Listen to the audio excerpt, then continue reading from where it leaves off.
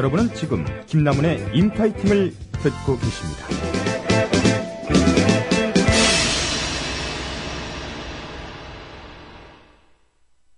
Absolutely wonderful world of sports. Welcome to the wonderful world of sports. 이성무의 스포츠 라이프. 네, 국민TV 김남훈의 인파이팅 유일한 스포츠 코너를 책임지고 계시는 이성무 기자, 이데일리 이성무 기자 나오셨습니다. 안녕하세요. 네, 안녕하세요. 네, 건강 상태가 좀 안 좋아 보이셔요. 아니요, 뭐 건강 상태는 늘 안 좋고요. 네. 이제 오늘은 코 쪽에 특히 안 좋은 거죠. 네, 비염? 네, 좀 감기가 걸렸나 봐요. 네. 네, 참 이런 얘기 하죠. 이제 등치는 산만한 게 아프기는 오질나게 아프다고. 참. 뭐 아픈데 뭐 천하장사도 사실은 부상 당하고 아프잖아요. 감기 네. 몸살 걸리고. 네. 덩치하고 상관없는데 자꾸 이런 얘기 하시는 분들. 본인 아프다는 걸 이야기하면서 왜 천하장사까지 끌어당기세요? 아무튼. 예. 야, 근데 덩치 커도요. 그냥 세포 앞에서는 똑같아요. 그렇습니다. 네, 세포들끼리는 1대1로 싸우는 거니까. 네. 예, 뭐 저도 종종 아프고 그러는데 감기 조심하십시오. 네. 예, 요즘 뭐 날씨도 오늘도 보니까 이 미세먼지라 그러죠. 공기가 별로 안 좋더라고요. 네. 예, 조심해야겠더라고요. 예, 마스크 일본 같이 마스크를 쓰던 거. 예. 샀습니다. 아니면 베이징 같이 방독면 같은 걸 쓰고 다니더라고요. 네. 그 사람들은. 예. 그것도 조만간에 필요하지 않을까 생각합니다. 정말 일주일에 한 번 나오시는데 나오실 때마다 이렇게 즐거운 이야기 해주셔서 고맙습니다. 자, 뉴스 보니까 어제 충격적인 소식이 들려왔습니다. 임창용 선수 시카고 컵스에서 방출됐다면서요? 그렇습니다. 메이저리그에서 잘 지내는 것처럼 보였던 임창용 선수가 소속팀 시카고 컵스로부터 전격 방출을 당했습니다. 네. 어제 이 소식이 전해지고 나서 많은 분들이 깜짝 놀라셨을 것 같은데요. 임창용 선수 작년에 팔꿈치 수술을 받고 나서 착실하게 훈련을 해왔습니다. 시즌 말에는 메이저리그 무대에 데뷔를 하기도 했는데요. 네. 사실 시카고 컵스도 임창용 선수에게 올해가 아니라 내년에 더 큰 기대를 걸었거든요. 네, 2014년에. 그렇습니다. 근데 그래서 이 부상에서 완전히 낫지 않았던 임창용과 일찍 계약을 했고 재활을 전폭적으로 지원했던 것도 사실인데요. 네. 그런데 시카고 컵스가 이렇게 임창용 선수를 계속 좀 기대를 걸다가 갑자기 방출 발표를 하니까 네. 좀 이게 무슨 일인가 하는 거죠. 어찌됐건 임창용 선수는 컵스가 방출을 하면서 이제 컵스와 어떤 마이너 계약, 네. 그러니까 이제 메이저리그 보장을 못 받는 계약을 하든가 아니면 다른 팀을 새로 물색해야 하는 신세가 됐는데 어찌됐건 조건 없이 방출이 된 거니까요. 자유롭게 뭐 한국을 가든지 일본을 가든지 새롭게 팀을 찾을 수가 있습니다. 임창용 선수 지난해 12월 컵스와 최대 50만 달러의 스플릿 계약을 맺고 미국 무대 진출했는데요. 지난 9월에 빅리그에 데뷔를 하기도 했습니다. 네. 6경기에 등판해서 5이닝 6피안타 7볼넷 5탈삼진 그리고 평균 자책점 5.40 기록은 싹 좋지 않습니다. 그러네요. 아무래도 이 시즌 후반에 좀 던진 게 구단 입장에서 썩 만족스럽지는 못했던 것 같아요. 네. 그러면서 어떤 이런 방출 결정을 하지 않았나 생각합니다. 그렇군요. 자, 그러면 임창용 선수의 거취는 어떻게 되는 건가요? 한국으로 돌아올 수도 있나요? 일단 그럴 가능성도 전혀 없지는 않습니다. 네. 임창용 선수가 방출되니까 갑자기 바빠진 게 삼성입니다. 네. 좀 삼성은 마무리 오승환 선수가 일본 한신 타이거스에 진출을 했잖아요. 네. 아마 지금 이 시간에 입단 기자회견을 하고 있을 텐데 오승환 선수가 빠졌으니까 마무리를 메워야 돼요. 다른 선수로. 네. 뭐 지금은 뭐 안지만이라던가 뭐 심창민이라던가 이런 선수들이 마무리 후보로 거론되고 있는데 아직 마무리 경험이 이 선수들이 없기 때문에 불안하거든요. 그런데 임창용 선수가 오면은 정말 오승환만큼 최고의 마무리 투수를 얻게 되는 거죠. 네. 더구나 임창용 선수는 국내에 돌아오게 되면은 한국 프로야구 규정상 친정팀인 삼성에서만 뛸 수 있습니다. 네. 그러니까 뭐 삼성 입장에서는 임창용 선수가 오기만을 바라고 있는 거죠. 그런데 이제 현지에서 정확한 내막을 알기는 어렵지만은 일부에서는 시카고 컵스가 임창용을 완전히 포기한 게 아니다. 네? 라는 지금 분석도 나오고 네. 있습니다. 그러니까 겉으로는 방출이라고 발표했지만은 뒤로 뭔가 이면 계약이 있다는 거죠. 그런 경우도 있어요? 그러니까 40인 로스터에 네. 이 40일 로스트하고 있어요. 이게 메이저리그에서 우리 팀에 꼭 필요한 선수를 40명을 꼽는 거거든요. 네. 이 자리에 이제 선수를 넣기 위해서 다른 선수를 넣기 위해서 임창용 선수를 뺐는데 그러니까 일부러 방출을 한 거죠. 네. 그런데 실질적으로 임창용 선수가 떠나지가 않는다. 우리 팀하고 어찌됐건 계약을 한다. 이런 보장만 있으면은 굳이 뭐 40인 로스트에 안 집어넣어도 되거든요. 언제든지 올리면 되는 거니까. 뭐 실제로 그러니까 시카고 컵 임창용 선수가 이번에 컵스하고 할 때 그렇게 동요를 안 했거든요. 네. 당황하는 기색도 안 보이고 그러니까 매니지먼트 사도 임창용 선수의 매니지먼트 사도 크게 뭐 문제 없다. 걱정 안 해도 된다. 이런 반응을 보이고 있어요. 네. 이게 어떤 시카고 컵스와의 모종의 어떤 약속이 있는 것 아니냐라는 지금 뭐 추측을 가능케 하고 있고요. 그렇군요. 설령 컵스와 인연이 끝난다고 해도 임창용 선수가 한국과 뭐 일본에서 최고의 마무리 투수로 이름을 날렸잖아요. 그렇죠. 미국 메이저리그 구단에서 충분히 관심을 가질 것으로 보이고요. 본인도 메이저리그에서 뛰겠다는 의지가 강하거든요. 별 문제가 없는 한 조건이 문제가 될 수도 있겠습니다. 연봉이나 뭐 이런 계약 기간이 문제가 될 수도 있겠지만 본인이 의지만 있다면 충분히 메이저리그에서 활약할 수 있을 것으로 보입니다. 그렇군요. 사실 그 작년 9월에 빅리그 데뷔했을 때 그 성적이 좀 네. 마뜩지 않았잖아요. 네. 그러니까 처음에 올라가자마자 좀 뭔가 확실하게 보여줬으면 네. 좋았을 텐데 일본에서 얼마나 잘했습니다. 그렇죠. 뭐 160km가 넘는 뱀 직구를 던지면서 그냥 일본 프로야구를 평정했는데 뱀 짓고요? 그렇습니다. 직구를 잡고 던지는데 공이 워낙 힘이 좋으니까 네. 공이 휘는 거예요. 오. 옆으로 던지니까 회전을 많이 주니까 이게 자연스럽게 공이 옆으로 이렇게 뱀처럼 휘어 들어간다고 해서 네. 뱀직구라고 오. 하죠. 일본 사람들이 말을 잘 일본 사람이 만들잖아요. 만들었어요? 그러니까 일본에서 별명을 붙인 거예요. 뱀직구라고. 뱀 짓고. 예, 그러니까 미스터 제로. 그러니까 일본 참 언론들이 말을 참 잘 만들어요. 임창용 선수가 뭐 좀 잘하니까 뭐 미스터 제로다. 그러니까 방어율이 0점대로 가니까 미스터 제로다. 제로. 예, 또 뭐 공이 이렇게 직구가 아주 변화가 심하게 들어가니까 뭐 뱀 직구다. 뱀 짓고다. 예, 이런 뭐 별명도 붙이는데 어찌 됐건 한창 좋았을 때 모습을 메이저리그에서는 보여주질 못했습니다. 그렇다 보니까 시카고 컵스 입장에서도 임창용이 끝난 것 아니냐. 이게 재기할지 못하는 거 아니냐 이런 네. 걱정을 했을 것 같다는 생각 좀 들고요. 어찌됐건 조금 더 지켜봐야 될 것 좀 같습니다. 더 지켜봐야 되겠군요. 자, 어쨌든 간에 이번 겨울에 가장 따뜻한 선수는 넥센의 박병호 선수 같은데요. 계속해서 그 시상식에서 그 상을 휩쓸고 있어요. 그렇습니다. 작년 겨울에 이어서 올해도 아주 따뜻한 겨울을 보내고 있는데요.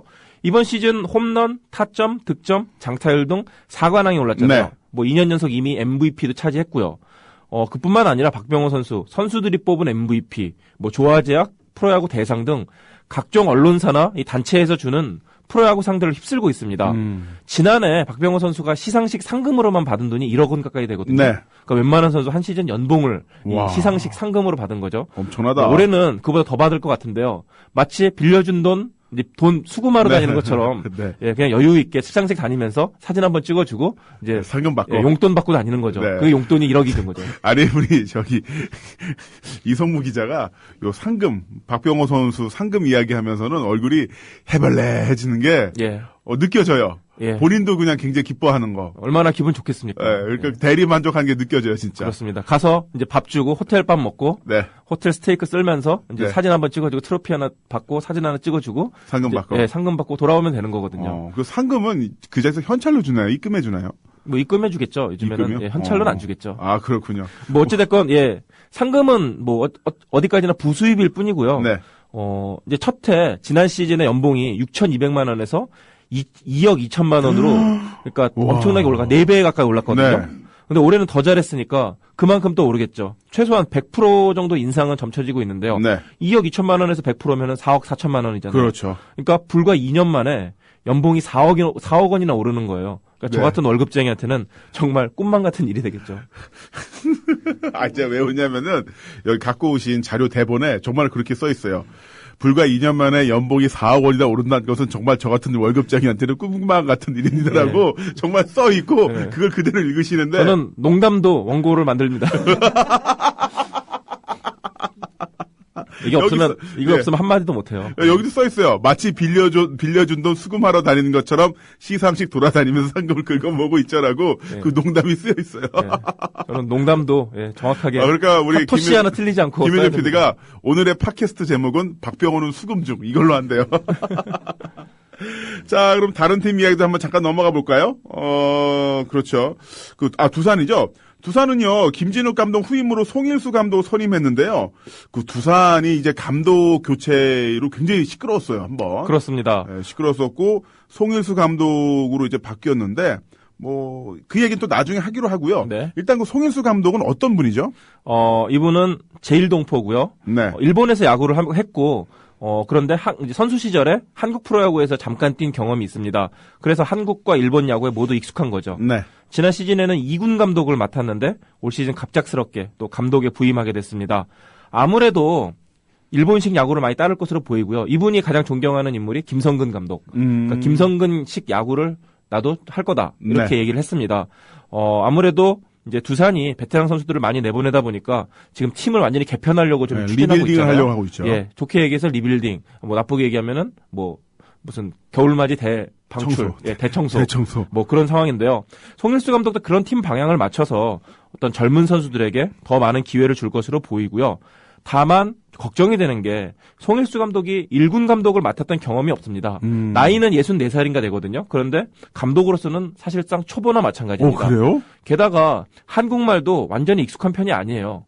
그러니까 한국말로 의사소통을 하는데 문제 없지만은 과연 이제 선수들에게 어떤 정확한 네. 작전 지시라던가 어떤 메시지를 한국말로 전달할 수 있을까 한 게 조금 의문시 되고 있고요. 그렇다 보니까 이 송일수 감독이 제대로 팀을 이끌 수 있을까 하는 걱정의 목소리도 만만치 않은 상황입니다. 네. 아니 뭐 그 프론트 측에서 잘 심사숙고를 했겠습니까마는 얼마나 많이 고민했겠죠. 하지만은 1군 감독을 맡았던 경험이 없는 데다가 한국말도 익숙하지 않은 분을 두산에 감독으로 모셔왔다.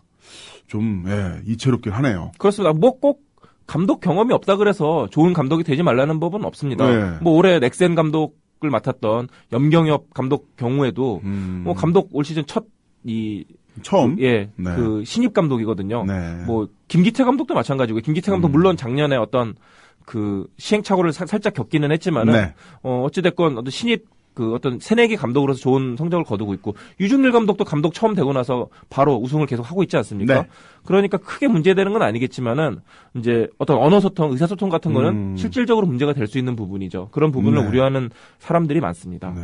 그 최근 두산의 행보를 보면서 제가 아까 말씀드린 것처럼 프론트 야구다. 프론트가 너무 이제 전면 나선 게 아니냐 이런 이야기가 있는데 이런 식으로 나가는 게 좀 글쎄요. 팀 성적에 긍정적일까요? 어떨까요? 그러니까 야구단을 크게 두 개로 나눕니다. 그러니까 직접 선수를 하는 선수단과 네. 구단 운영을 책임지는 프런트, 사무국으로 나눠지는데요. 이 사무국이 이제 프런트죠. 네. 영화 머니볼을 보면은 브래드 피트가 주인공이잖아요. 이 네. 브래드 피트가 맡은 역할이 메이저리그 구단 단장입니다.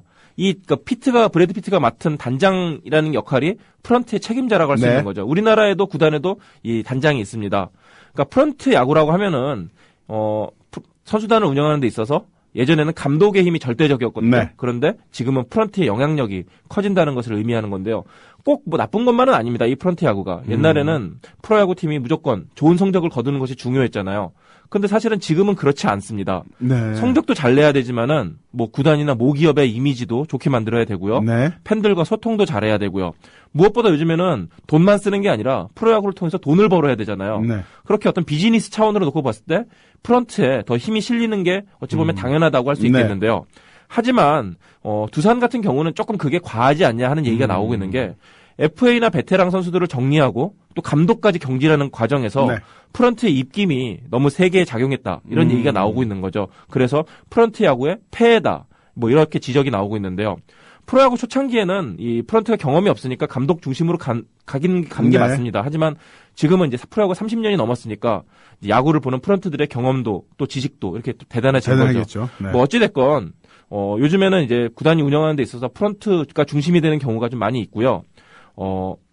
이제 앞으로 이런 추세는 계속 갈 것으로 보이는데 다만 좀 선수단 운영에 지나치게 간섭을 하게 되면은 이 배가 산으로 갈 수 있다. 이런 네. 지적도 나오고 있습니다. 그렇습니다. 지난번에 이성무 기자 나오셔서 두산이 베테랑 노장들을 대방출하면서 이제 봄맞이 대청소를 한다 이렇게 말씀하셨는데 그렇습니다. 그 이후에 제가 각종 신문 뉴스를 접해 보니까 당시에 두산 감독이었던 네. 김진욱 감독이 정말 이 선수는 내보내면 안 돼라고 생각을 하고 있었는데 그냥 구단에서 그냥 내보낸다고 발표를 해버려서 그렇습니다. 뭐 전화 통화하면서 대판 싸우고 그래서 그냥 먼저 훈련하다가 먼저 귀국하고 뭐 그러니까 그랬다고 하더라고요. 그러니까 실질적으로 경기장에서 경기를 하는 사람들은 감독과 선수죠. 네. 하지만 이렇게 선수를 바꾸고 선수를 영입하고 이런 전력을 보강하고 팀을 구단을 운영하는 거는 네. 프런트 역할인 거죠. 그게 메이저리그 같은 경우에는 아주 엄격하게 구별이 돼 있어요. 그러니까 이제 뭐 흔히 얘기해서 메이저리그 같은 경우는 야구를 단장이 한다 이런 얘기를 합니다. 아하. 그러니까 좋은 단장이 좋은 선수들을 끌어들이면은 네. 뭐 저절로 성적이 난다. 감독은 그냥 이 관리자, 매니저죠, 그야말로. 그러니까 감독이 실제로 야구를 하는 게 아니라 그 감독은 좋은 선수들을 잘 데리고 있어서 네. 잘 운영하면은 매니지먼트를 잘하면은 된다. 이렇게 생각하는 거거든요. 메이저리그는 요즘 네. 추세가. 그런데 우리나라 같은 경우는 김성근 감독 같은 경우도 보면 아시겠지만은 이 감독의 지략이나 그 순간순간의 어떤 경기 운영 자체가 승패에 굉장히 중요하게 작용을 하고 네. 팀 성적으로 직접적으로 연결이 되잖아요. 그런 부분에 있어서 그런데 프런트가 간섭을 하게 되면은 감독의 역량이 줄어들게 되죠. 또 근데 프런트 야구에 또 좀 문제가 되는 게 그러면 성적이 안 났을 때 과연 누가 책임을 질 것이냐. 감독이 책임지잖아요. 그렇습니다. 그럼 프런트 야구를 하는데 정작 성적이 안 나오면은 감독의 목이 잘려 나가는 네. 거죠. 물론 프런트 뭐 단장이나 이런 사람들이 뭐 나가는 경우도 있지만은 그럼 감독은 이 프런트 야구에서 책임을 어떻게 해야 되느냐 이런 부분도 좀 있고요. 그런 논란 자체가 많이 있습니다. 네. 아니 요번에 이제 감독 있잖아요. 두산의 감독 김진욱 감독이 그렇게 나간 걸 보면서 네. 두산 팬들이 굉장히 막 화가 많이 난 것 같더라고요. 그러니까 지난 주말에 이 곰들의 대화라는 이 팬 미팅이 있었어요. 곰들의 재밌죠? 대화. 예. 네. 잠실야구장에서 곰들의 대화라고 네. 이 선수들과 팬들이 만나는 자리가 있었는데 여기서 이 두산 구단이 굉장히 긴장을 했어요. 그러니까 일부 팬들이 뭔가 피켓 시위 같은 걸 한다. 어떤 과격한, 과격하는 건 아니겠지만 어찌됐건 단체 행동을 할 것이다. 항의하는 뜻에서 이렇게 얘기가 나왔거든요. 그런데 다행히 뭐 별 불상사는 없었지만은 여전히 많은 두산 팬들은 이 구단에게 조금 불신, 네. 실망감을 아직 갖고 있는 것은 사실인 것 같습니다. 아무래도 그런 실망감을 이제 지우려면은 좋은 성적을 내야 되겠죠. 네.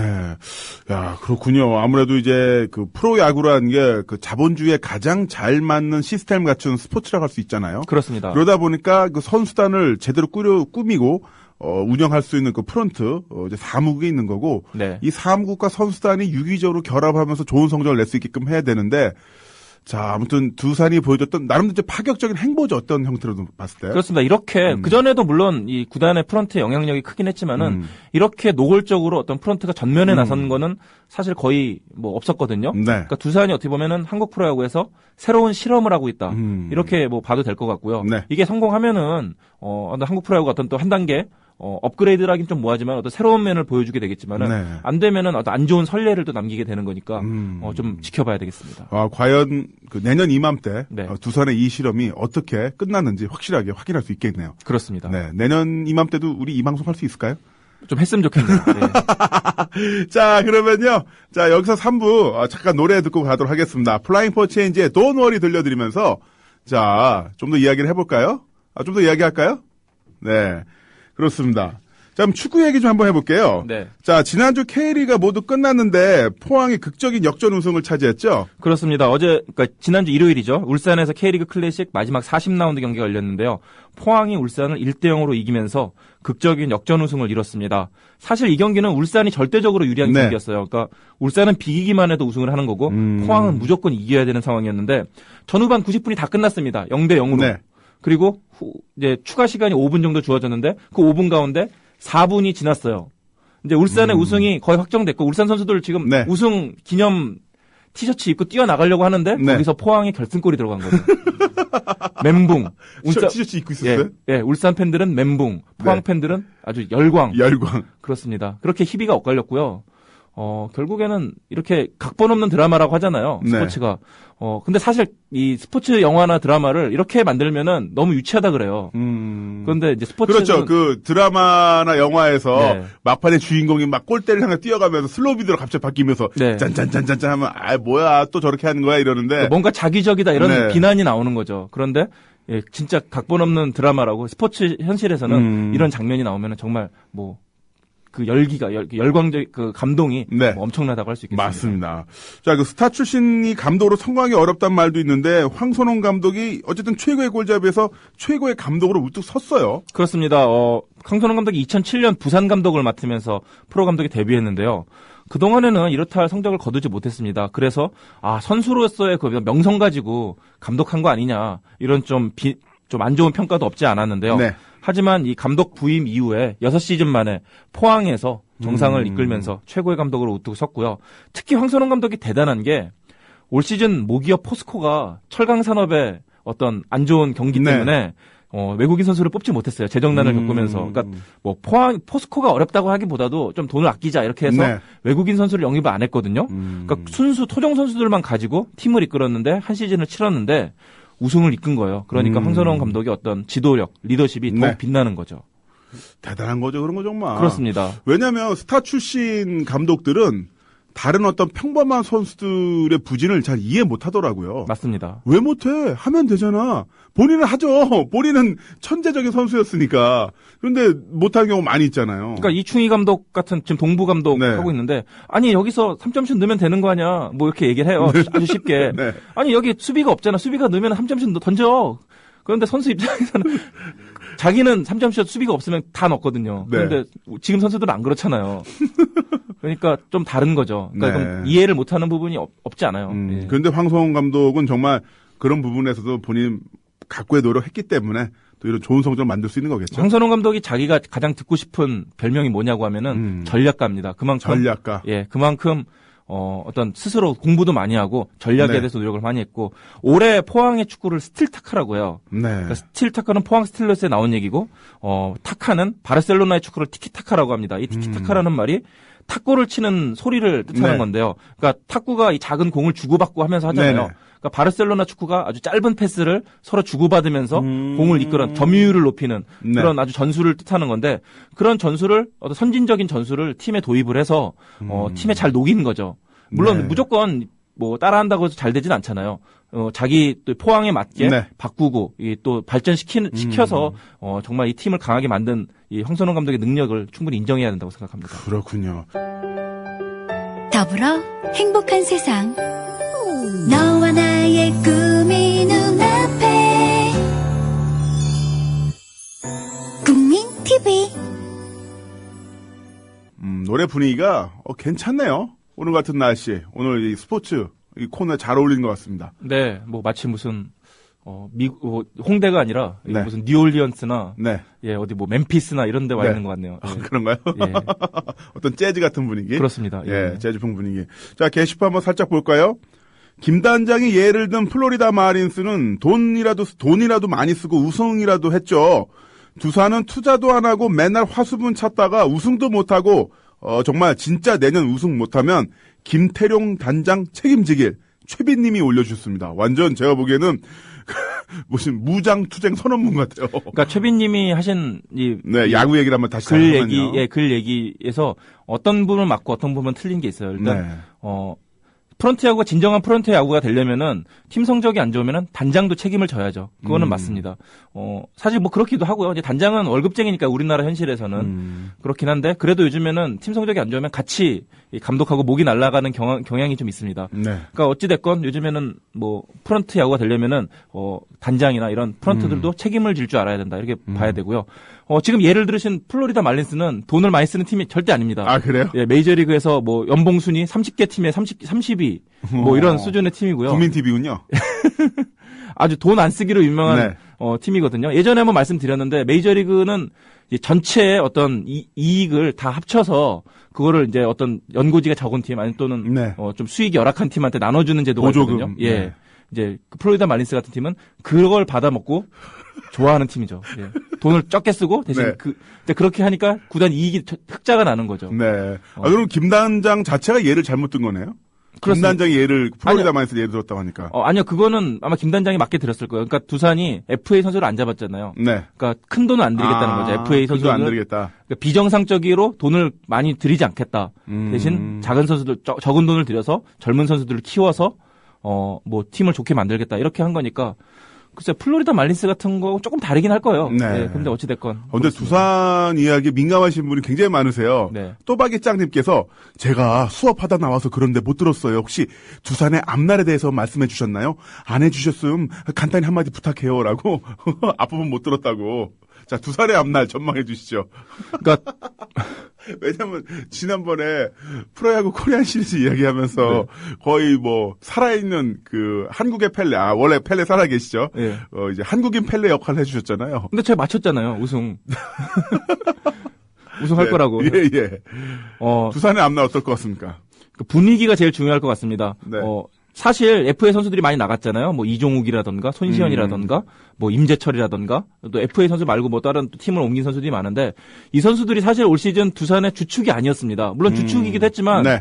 그 선수들을 대신할 만한 선수들이 많이 있습니다. 두산은 지금 그 뭐 화수분 야구라고 하잖아요. 두산을. 그러니까 화수분이 계속 퍼내도 계속 샘솟는 네. 거잖아요. 쌀이. 그거와 마찬가지로 두산은 굉장히 좋은 유망주들이 많고 그 유망주들을 키울 줄 아는 팀입니다.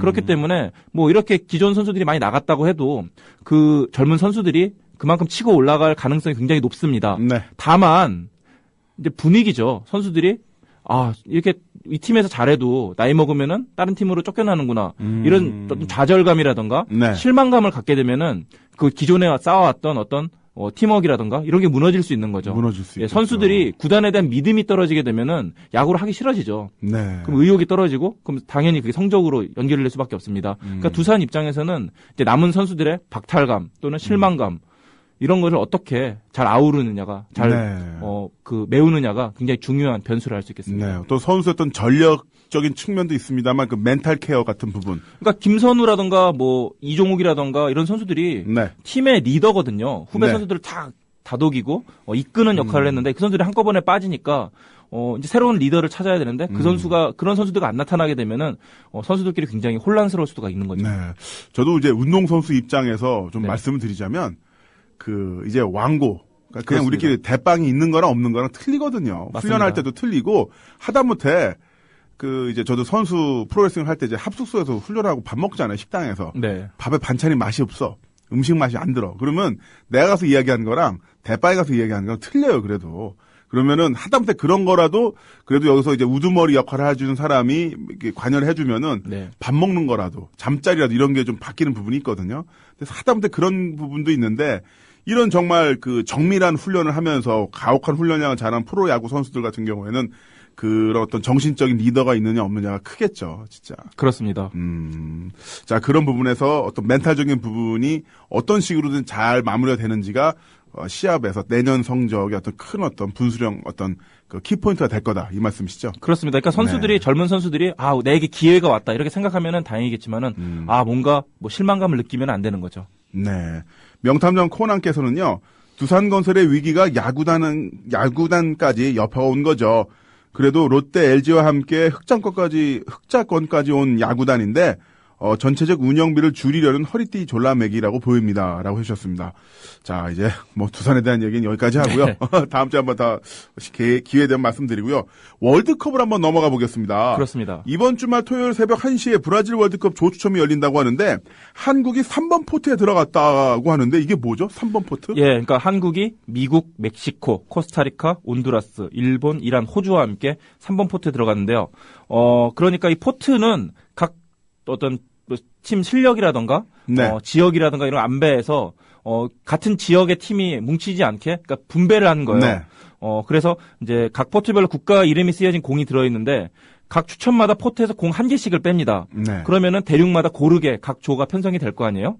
그러니까 예를 들면은 한 조에 같은 대륙 국가가 두 팀 이상 들어갈 수가 없겠죠. 뭐 한국하고 일본이 월드컵 본선에서 한 조에 들어갈 수 없게 되는 거겠죠. 네. 다만 이제 유럽 팀은 팀 수가 많기 때문에 두 팀까지 들어가게 되는데 두 팀까지는 들어갈 수 있지만 세 팀은 못 들어가는 거죠. 네.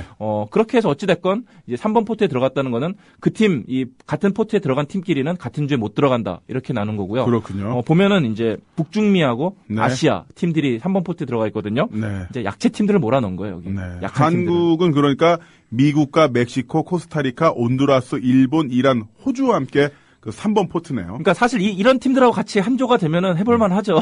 그런데 한 못하게- 조가 아니라 한 포트가 됐다는 거죠. 그렇습니다. 그러니까 한 포트가, 그러니까 한 조가 된다면 만약에 네. 월드컵 본선에서 조별리그에서 이런 네. 팀들하고 만나면은 이제 해볼만 한 거죠. 16강 가능성이 높아지는 거죠. 그런데 약한 팀들하고 붙이면 안 된다 해서 그러니까 이런 좀 고르게 팀 실력을 분배하기 위해서 네. 이렇게 포트를 미리 만들어 놓은 겁니다. 그럼 3번 포트 봤을 때 한국은 이제 미국, 멕시코, 코스타리카, 온두라스, 일본, 이란, 호주와 함께 있는데 여기서 우리보다 좀 하수를 평가받는 팀은 어떤 팀이 있는 거죠?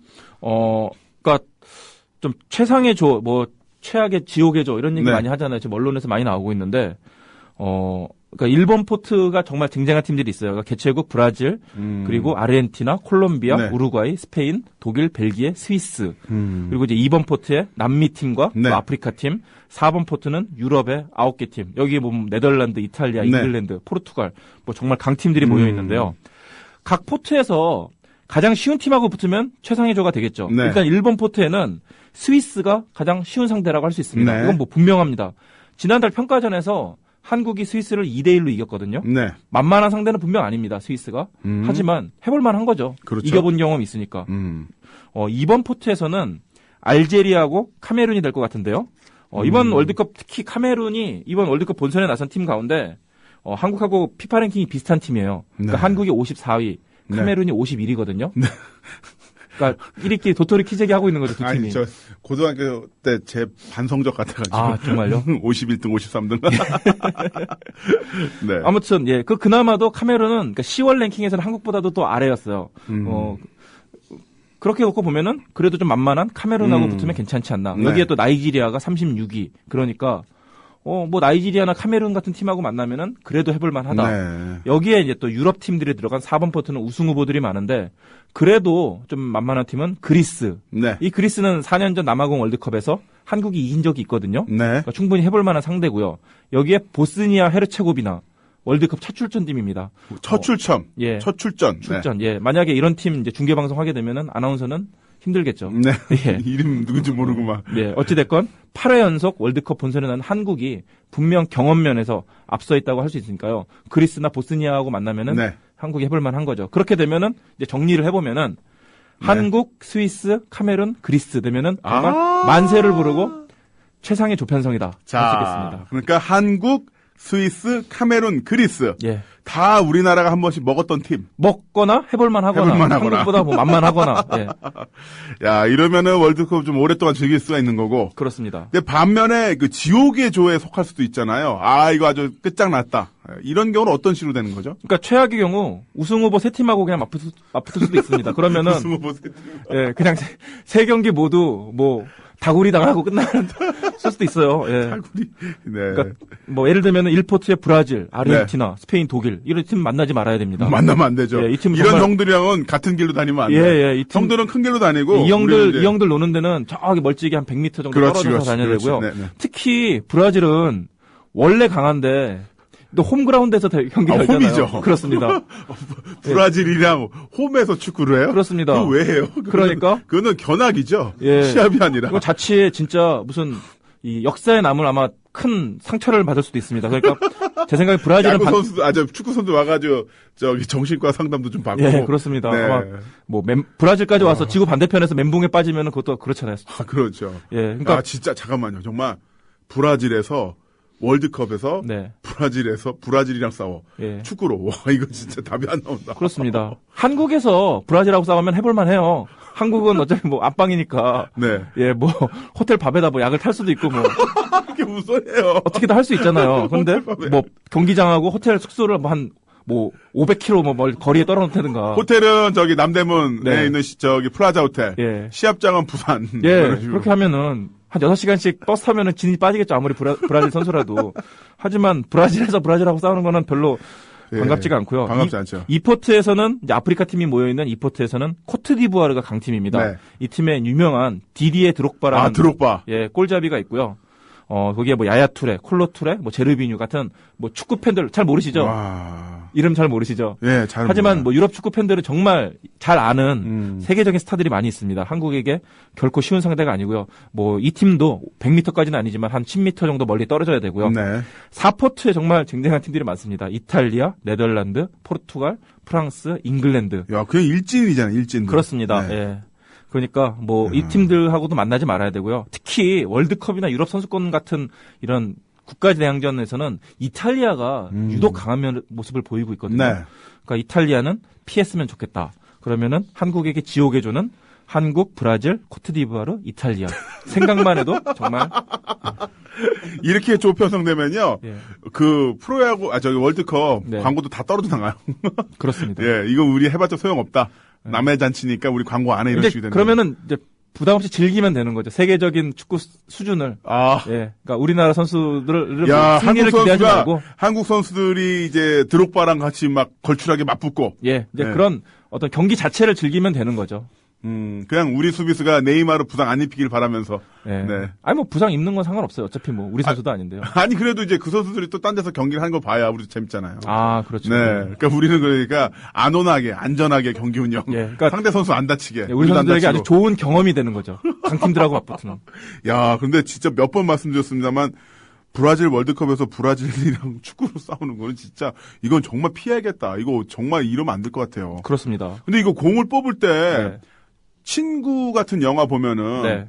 그 공을 탁구공 같은 경우를 이제 냉동고에 넣어가지고 얼렸다가 넣어가지고 뽑을 때 예. 결국은 그 내가 원하는 공을 뽑을 수 있게끔 이렇게 조작을 하잖아요. 손으로 이렇게 만져가지고 온도를 느껴서 아, 그 친구에 그런 게 나오나요? 친구 1탄에 그 장면이 나와요. 아, 정말요? 예, 예. 그래서 유호성인가 그쪽에 속한 그 조직폭력배들이 그 건설사 사업 수주를 하는데 그 추첨으로 한다고 하지만 실제로는 그런 식으로 그 탁구공을 냉장고에 넣어서 얼려서 그 추첨 박스에 넣고 꺼낼 때 결국은 그 번호를 꺼낼 수 있도록 아, 하거든요. 그게 실제로 있군요. 실제로 하죠. 예, 그러니까 일부 월드컵 팬들은 그런 얘기도 해요. 그러니까 월드컵 조추첨이 조작이 있는 것 아니냐 이런 얘기도 하거든요. 그러니까 뭐 네. 방금 말씀하신 대로 어떤 공은 뜨겁게 달궈서 또 그러니까 네. 온도 차를 느끼게 해서 결국에 원하는 공을 뽑게 만든다. 네. 이런 얘기도 있고 얼마 전에는 스페인의 한 언론에서는 이 해커들이 피파 홈페이지를 해킹해서 네. 뭐 피파가 이런 뭐죠 그 조편성을 조작하는 거를 미리 알아내서 공개하는 적도 있어요. 그러니까 아. 뭐 그런 경우도 있거든요. 그러면 그때 나온 게 한국이 뭐 스페인하고 붙고 뭐 이런 경우가 있었거든요. 네. 그러니까 뭐 이번에 근데 제 생각에는 이게 한두 팀 같은 건 뭐 이렇게 할 수도 있겠지만은 이게 너무 많으니까. 예, 32개 네. 팀이잖아요. 또 워낙 또 뽑는 과정이 복잡하고 네. 뭐 쉽지는 않다 그렇게. 안 될 것 같아요. 예. 그렇군요. 그리고 지금 게시판에 바쁜 재벌님께서 그 지오그의 조 한국이 브라질, 코트디부아르, 이탈리아 이렇게 되면은 네. 야구팀을 내보내래요. 축구팀 내보내지 말고 야구팀 내보내라고. 아니 근데 저는 개인적으로는 이렇게 붙어도 재밌을 것 같아요. 진짜 한국이 뭐 진짜 냉정하게 한국의 네. 실력을 네. 현재 위치를 알 수 있는 거잖아요. 그렇죠. 훌륭한 경험이 되겠죠. 예, 그렇습니다. 물론 한국 축구 역사에 큰 상처가 될 수도 있겠지만 네. 그래도 한국이 그래도 역대 월드컵에서 비교적 조추첨 운이 뭐 좋지 않았나요? 그러니까 초창기에는 굉장히 안 좋았어요. 예를 들면 86년 멕시코 월드컵 처음에 출전했을 때 이 마라도나가 이끄는 아르헨티나, 전대회 우승팀 이탈리아가 한조였으니까요. 네. 그때는 정말 뭐 최악이었고요. 뭐 이탈리아 월드컵 때도 뭐 스페인, 우루과이, 벨기에, 미국 월드컵 때는 스페인, 독일 뭐 이렇게 한조가 돼가지고 네. 정말 한국이 야 월드컵만 나가면은 조추첨운이 없구나 이제 이렇게 됐었죠. 그런데 이제 98년부터 조금 괜찮아지기 시작했어요. 그 앞서 네. 이제 86, 90, 94 때는요. 네. 우리 팀이 골을 먹는 장면들이 월드컵 하이라이트 굉장히 많이 나왔어요. 멋있는 골들이 많이 나왔거든요. 그 슛돌이 슛, 막 그 독일 94 미국 월드컵 때 독일 팀 네. 클린스만이 넣었던 그 슛돌이 슛 있잖아요. 네. 뒤에 수비수 놓고 핑 돌아가지고 넣는 그 골은 정말 멋있는 예, 골이에요. 예. 그런 골 명장면들이 많이 나오면서 나중에 홍콩 같은 데 가면요. 홍콩 같은 데 가서 이제 스타TV 네. 보는데 한국 팀이 골 먹는 장면이 계속 나오는 거예요. 예전 역대 월드컵 명장면 하면서. 예, 그랬던 기억이 있네요. 이제 월드컵 다큐멘터리 같은 거 보면은 이제 86년 이 멕시코 월드컵 때 우리 허정무 감독이죠. 허정무 네. 선수가 마라도나를 향해서 네. 발을 치켜들고 태권도 킥을 날리는 이런 장면도 자주 나오죠. 네네. 그럼 마라도나가 이 킥을 맞고 쓰러지고 그래 항의하고 네. 사실은 그렇게 우리나라 선수들이 그렇게 아마 초창기에는 정말 몸으로 이게 부딪혀가면서 네. 월드컵 경기를 했는데 어찌됐건 뭐 98년 프랑스 월드컵 때는 뭐 멕시코, 네덜란드, 벨기에 제 생각엔 네덜란드는 좀 강했지만은 네. 그래도 해볼만 했고 그 뒤로도 좀 나쁘지 않았어요. 네. 이번에도 좀 기대를 해보겠습니다. 그 2002, 2006엔 좀 어땠나요, 그때는? 2002년에는 이제 포르투갈이 강팀이었는데 폴란드, 미국은 사실 해볼만 하잖아요. 네. 뭐 그렇게 강한 이미지가 안 들잖아요. 실제로 이 두 팀한테도 잘했고 승리를 했고 이제 2006년 때도 토고 진짜 아프리카 축구에서도 변방 네. 이런 팀하고 걸려야 이제 보약이 되는 건데 한국 입장에서는 어쨌든 뭐 토고한테 또 승리를 하면서 네. 또 좋은 성적을 거뒀고요. 뭐 2010년 때도 아르헨티나한테 좀 많이 큰 패배를 하긴 했지만은 그리스 나이지리아는 충분히 해볼 만한 상대거든요. 네. 이 두 팀을 상대로 1승 1무를 거두면서 원정 16강을 달성했는데 제 생각엔 이번에도 좀 그리스 나이지리아 걸려라. 네. 이러면 좋겠습니다. 좋습니다. 이메가스톤님께서는 그 3포트에 약체가 많이 있다고 네. 설명해 주셨잖아요. 3포트가 디폴트구먼. 고속도로 휴게실이네. 아이, 그런 거 아니고요. 한국 선수 잘할 수 있죠. 그러니까 그렇죠? 아무래도 한국하고 이제 북중미가 이제 축구 쪽에서는 조금은 수준이 떨어지기 때문에 이제 같이 묶어놓은 건데요. 이제 한국이 정말 잘하고 아시아나 뭐 이런 네. 축구도 수준이 높아지면은 이제 더 좋은 위치로 갈 수 있겠죠. 맞습니다. 자, 그리고 오늘 브라질 월드컵 공인구도 발표됐죠? 그렇습니다. 2014년 브라질 월드컵에서 사용될 공인구 이름이 브라주카입니다. 브라주카. 예, 브라주카. 네. 이 브라질 사람이란 뜻이라고 합니다. 포르투갈어로요. 예, 그것도 브라질 사는 사람들의 브라질 사람들의 삶을 또 네. 표현하는 단어라고 하는데요. 이 브라주카가 좀 특이한 게 원래 축구하면은 이 오각형 조각하고 육각형 조각들이 네네, 이게 열 몇 개가 모여가지고 만드는 공이잖아요. 근데 이번 축구공은 6개 조각밖에 안 돼요. 예, 그러니까 마치 야구공이 2조각처럼 돼 있는 것처럼 네. 이렇게 어떤 큰 조각을 이렇게 잘 동그랗게 만들어가지고 또 최대한 이렇게 조각을 적게 만든 네. 거죠. 그렇다 보니까 아주 완벽한 원에 가까운 공 모양을 만들었다는 거죠. 그러니까 어떤 공이 어떻게 흔들린다거나 어떤 변수, 어떤 다른 변수 없이 순수하게 어떤 킥을 차면은 정확하게 날아갈 수 있는 뭐 이런 걸 만들었다고 하는데요. 네. 뭐 아무튼 2년 반에 걸쳐서 테스트를 했다고 하니까 뭐 이번 월드컵에서 또 공 네. 잘 봐봐야 될 것 같습니다. 그런데요, 최근에 브라질에서 월드컵 개최 준비가 계속 그 삐걱대는 모습을 보이고 있다고 하는데, 좀 설명 좀 해주시죠. 그런 이야기가 종종 나오더라고요. 그렇습니다. 그러니까 얼마 전에 이 브라질 월드컵 개막전이 열릴 상파울루의 경기장에서 붕괴 사고가 일어났습니다. 붕괴 사고요? 그렇습니다. 이타케라옹이라는 경기장인데 지난달 27일 이 경기장 건설 현장에서 대형 크레인이 무너지면서 3명이 사망하는 사고가 일어났습니다. 네. 당연히 이 뭐 건설도 중단이 됐죠. 여기에 또 뭐 사망자 3명뿐만 아니라 또 시설들이 크레인이 무너지면서 네. 시설들이 무너지면서 뭐 여러 가지 이런 계획이 큰 차질을 빚게 됐는데요. 사실 이 경기장은 지난달 말에 완공이 돼서 이달 말에 완공이 돼서 다음 달에 공식 개장할 입장이었는데 내년 초에? 그렇습니다. 내년 말에? 예, 그렇죠. 근데 1월 지금 말이죠. 공사가 뭐 이게 이런 사고가 나면서 정지돼서. 한참 늦어지게 네. 된 거예요. 뿐만 아니라 뭐 다른 경기장들도 지금 건설이 늦어지면서 이러다가 월드컵 개막전까지 경기장 못 만드는 건 아닌가 하는 좀 우려가 나오고 있는 거죠. 네. 그래서 또 게다가 좀 브라질 전국이 이렇게 편하지가 않습니다. 그러니까 시민들이 원래 그렇게 축구 좋아하는 사람들이 지금 월드컵 왜 하냐 이렇게 시위를 하고 있어요. 그래요? 그러니까 이 세금이라던가 어떤 네. 정부 예산이 전부 다 이 브라질 월드컵에 쏠리다 보니까 뭐 교육 정책이라던가 네. 복지 정책이라던가 이런데 지금 계속 예산이 줄어들고 있는 거죠. 그러니까 그런 불만이 폭발하면서 아니, 브라질 사람들이 월드컵 왜 하냐고 시위를 할 정도라고요? 그렇습니다. 이 사람들이 정말 축구 좋아하는 사람들이에요. 그러니까요. 근데 축구를 지금 반대하고 있다 보면은 정말 지금 사회적으로 문제가 있는 거고 설상가상으로 좀 대형 범죄 조직이 내년 월드컵과 그러니까 그 기간을 통해서 네. 폭동을 일으킨다는 어떤 계획도 지금 세우고 있다고 해요. 그러니까 여러 가지로 월드컵 기간에 최악의 경우 뭐 시위나 범죄가 네. 들끓을 가능성도 없지 않은 거죠. 그 남아프리카에서 월드컵 할 때도 네. 그렇게 위험하다고 뭐 외신 기자가 한번 밖에 나갔는데 하루에 7번 강도당했다 뭐 이런 농담 섞인 그 트윗이 막 돌고 그랬었잖아요. 그러니까 제가 직접 가지는 않았지만은 저희가 네. 갔던 남아공에 갔던 그 동료들 보면은 걸어 다니질 못한다고 합니다. 이 아시아 사람이 어떤 가방 같은 걸 들고 네네. 그냥 몇백 미터를 걸어 다니지 못하고 식당이 이게 지정된 식당이 한 뭐 500m 정도 거리에 있는데 네. 그 거리를 걸어가지 못하고 무조건 버스로 이동. 500m를요? 예, 그러니까 지정된 어떤 그 주최 측에서 지정한 버스를 타고만 이동을 할 수 있었다고 해요. 물론 이제 일부에서는 어떤 뭐 슬럼 같은데 네. 뭐 이렇게 다니면서 이렇게 취재하겠다고 한 열혈 기자들도 있었지만은 뭐 안전은 내놓고 간 거죠, 그 사람들도. 그러니까 그만큼 위험한 곳이었는데 브라질도 제 생각에는 그 못지 않을 것 같습니다. 그렇군요. 아무쪼록 뭐 우리 팀 선수들도 가서 뭐 어떤 형태든 간에 뭐 부상 없이 그런 부분 걱정 없이 잘 경기를 했으면 좋겠고요. 이성무 기자도 혹시 취재하러 가시나요? 저는 안 갈 것 같습니다. 네. 예, 저희 회사가 너무 좋아가지고요. 알겠습니다. 그러면 하여튼 뭐 다음 주에도 멋진 소식 좀 부탁드리겠습니다. 네, 알겠습니다. 네, 오늘 수고하셨습니다. 감사합니다. 네, 오늘 김남훈의 인파이팅 여기서 이만 인사드리겠습니다. 자, 여러분들 인파이팅 하시죠. 1, 2, 3, 파이어! 더불어 행복한 세상. 너와 나의 꿈이 눈앞에. 국민 TV